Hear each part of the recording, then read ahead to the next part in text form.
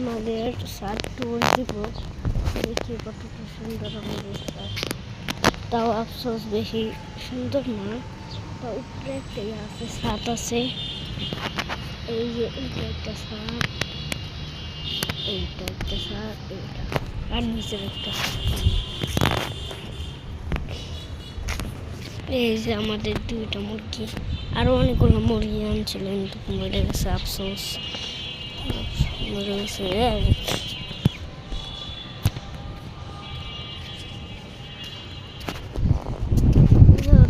ডিমটা দেখে